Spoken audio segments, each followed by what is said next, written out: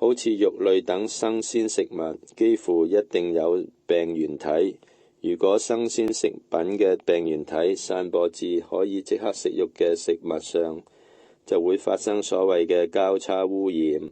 預防交叉污染最簡單嘅方法之一，就係俾生鮮食品遠離立即食用嘅食品。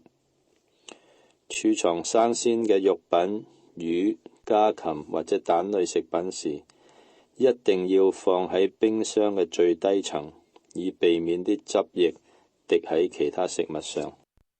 儲藏新食品時，需要使用最高溫烹飪嘅食物，應該放喺最底層，低於其他烹飪溫度較低嘅鮮食物。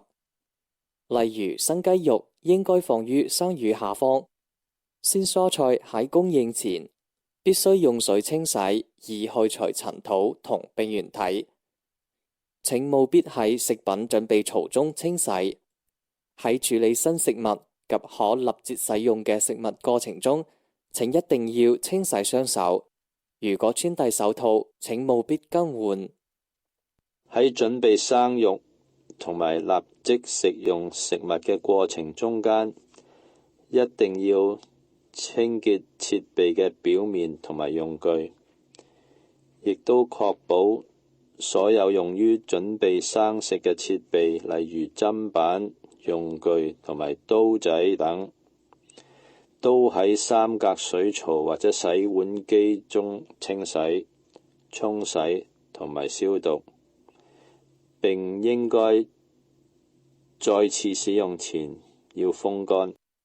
顧客可能會詢問你使用的食材，因為食用特定食物可能會造成嚴重疾病。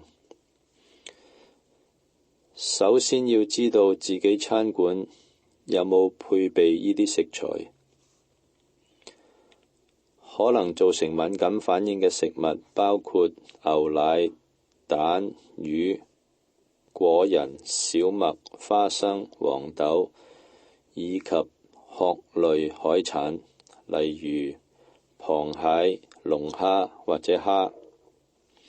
過敏反應嘅徵兆包括面部、嘴唇同埋喉嚨腫脹、呼吸困難、出爛、嘔吐、肚痛以及不省人事。